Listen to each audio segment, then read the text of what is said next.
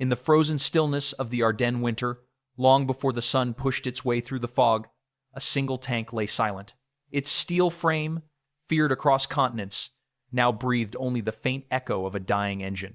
For the men standing beside it, the silence said more than any report ever could.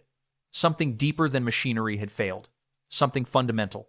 Most stories of war begin with the clash of armies. This one begins with a question whispered in the dark. How does a force built on iron, discipline, and ambition come to a halt, not by enemy fire, but by the emptiness of a fuel gauge? The answer was not lying on a battlefield.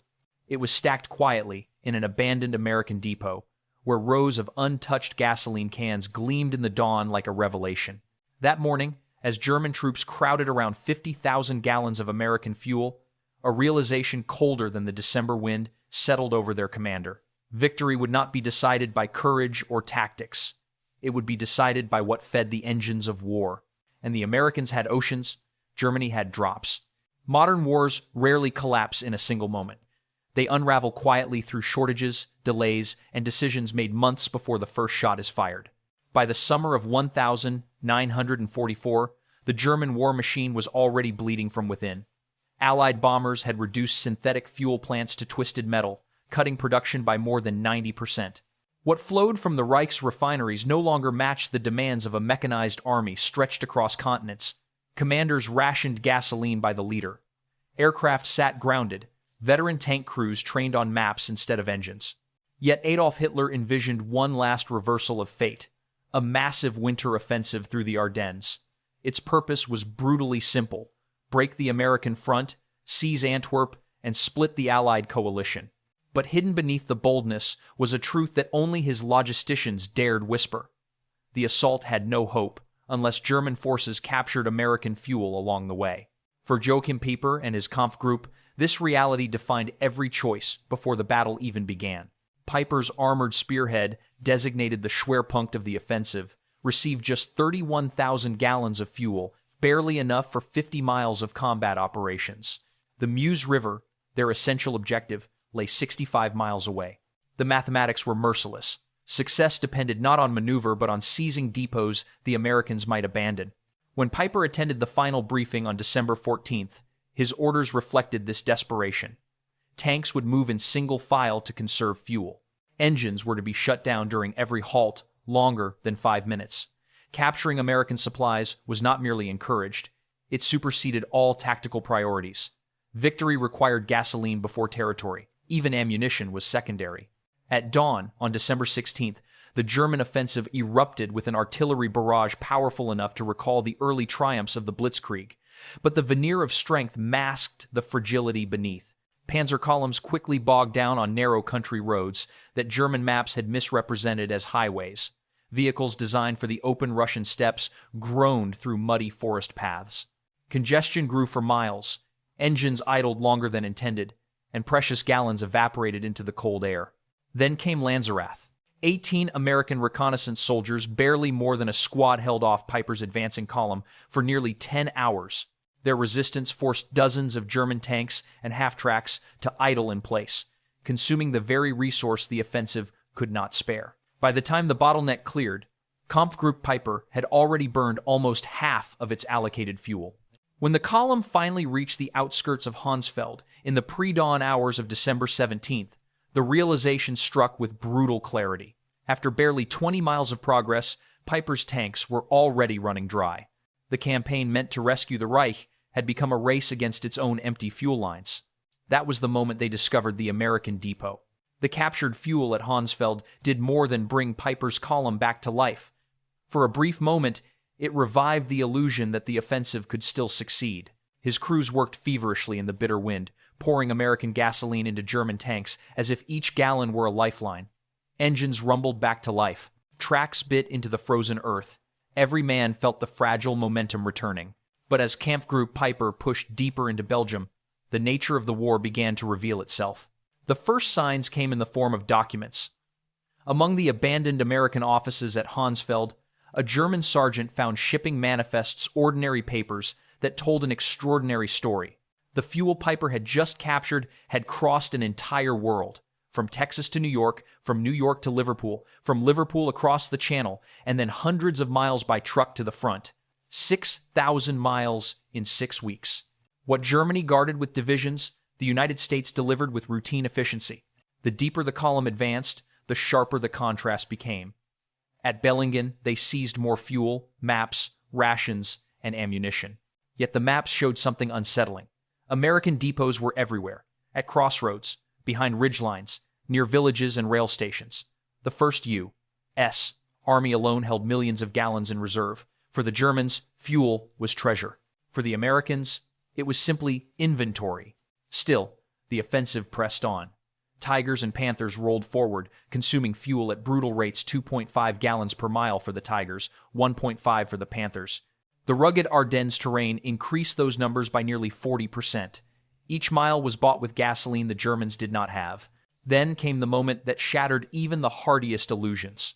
As Peiper's vanguard approached the vast American depot at Stavelot, over 2 million gallons stacked across 15 acres, they expected another miraculous windfall. Instead, they found American engineers already at work, under orders to deny the fuel at all costs. The men of the 291st Engineer Combat Battalion laid trails of gasoline between the stacks of jerry cans. White phosphorus grenades were distributed. One spark changed everything. A wall of fire shot into the sky.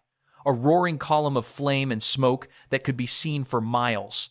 The inferno consumed the fuel in hours, but its meaning burned far longer. The Americans could afford to destroy more gasoline in an afternoon than the Germans had received for the entire offensive. As the flames reached 1,000 feet, Peiper's men understood what the numbers had been trying to tell them for months. The enemy possessed abundance beyond comprehension, and the contrast only grew sharper. The Red Ball Express 6,000 trucks running night and day delivered more fuel in a single week than Peiper's entire army group would see in a month. Pipelines laid under the English Channel pumped 1 million gallons a day into France. Standardized American vehicles burned fuel efficiently, carried interchangeable parts, and were replaced faster than Germany could repair its own. The summit of the offensive had been reached, but it was not marked by triumph. It was marked by the realization that the German advance was climbing a mountain made of numbers they could never overcome. By December 19th, the illusion of momentum had collapsed. Kampfgruppe Peiper was still fighting, still maneuvering, still pushing toward the Meuse, but the fuel gauges told a harsher truth. Each engagement burned more than the column could capture. Each mile forward was borrowed time. Reports from maintenance units grew more desperate. Panthers abandoning the march because their tanks ran dry. Tigers left behind on roadsides like gutted monuments to a fading ambition. At Staumont, the weight of the crisis became undeniable. German crews fought fiercely, but every maneuver cost gallons they could never replace. Peiper consolidated what remained, perhaps 8,000 gallons in total, barely enough for one final attack or a retreat, but not both. He chose to press on, knowing that strategy had long since given way to survival. Meanwhile, the Americans were preparing for January operations, with a scale of planning unimaginable to their opponents. Brigadier General Morris Gilland requested 245 million gallons for the coming month. The request was approved without debate.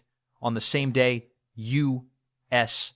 C-47 transports flew hundreds of sorties into the besieged town of Bastogne, delivering more fuel to a single surrounded garrison than Peiper's entire formation possessed at its peak. Clear skies on December 23rd sealed the German fate.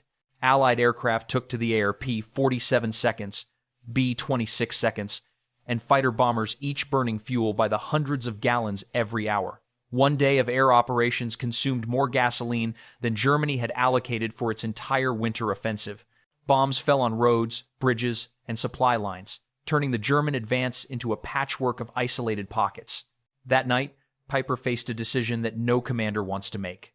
With the encirclement tightening around La Glaise, the last drops of fuel were pooled into a handful of vehicles. The remaining tanks, half-tracks, and trucks machines worth fortunes in steel and manpower were drained dry. Crews smashed radios, set demolition charges, and prepared to abandon the armored beasts they had spent years mastering. The next hours unfolded in a quiet more haunting than battle. Men who had once charged across continents now slipped through forests on foot, carrying only what they could. Behind them, 39 tanks, 70 half-tracks, and 177 vehicles sat waiting for destruction. When the explosions came, they lit the night with brief bursts of orange final markers of a force that had moved 60 miles, captured depots, shattered towns, and yet had been defeated not by an enemy maneuver, but by the simplest arithmetic of war. Of the 5,000 men who began the operation with Kampfgruppe Peiper, roughly 770 would return.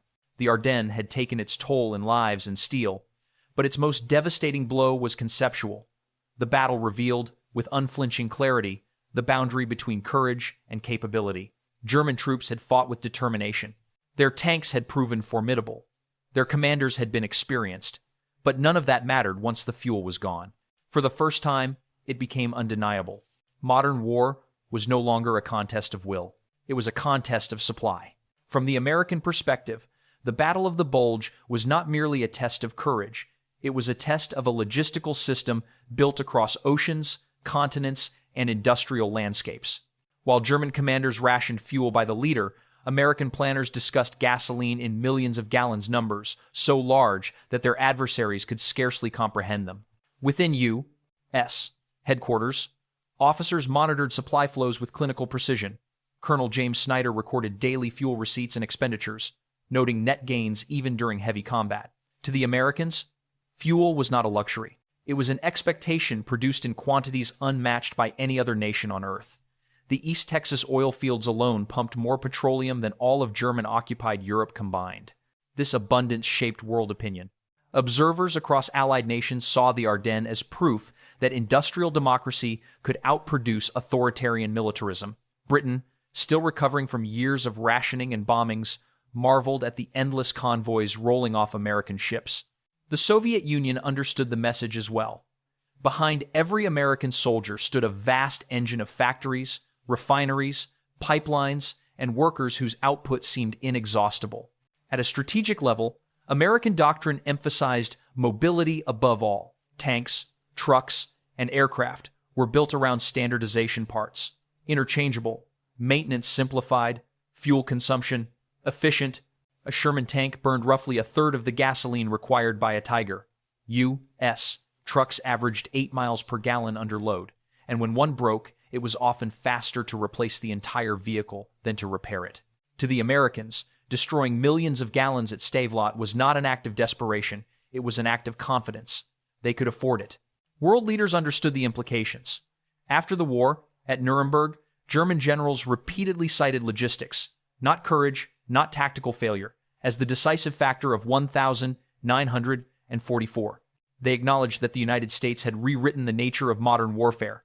Battles would be determined less by generals in the field and more by supply officers, engineers, and industrial workers thousands of miles from the front. The world had stepped into a new era. Logistics was no longer the hidden backbone of war. It was the war. Today, the Tiger tank that once led Kampfgruppe Peiper stands silent in a small museum at L'Église. Its armor is intact. Its gun is intact. Even its tracks, though weathered by decades, still rest exactly where the crew abandoned them. Only the fuel gauge tells the real story. It sits frozen at empty, a quiet monument to the moment when tactical brilliance met logistical reality and lost. Visitors often ask why such a formidable machine was left behind.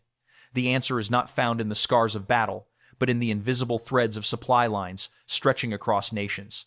That December, Germany lost not because its soldiers fought poorly or because its tanks were inferior. It lost because its engines were starved while American engines were fed by an industrial system vast enough to circle the globe. The legacy of Honsfeld and Stavelot reaches far beyond the Ardennes. It marked the end of the romantic myth that wars are won solely by bravery, bold maneuvers, or the genius of generals. The truth was harder, colder, and more enduring.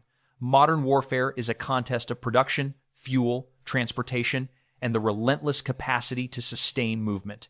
Courage matters, skill matters.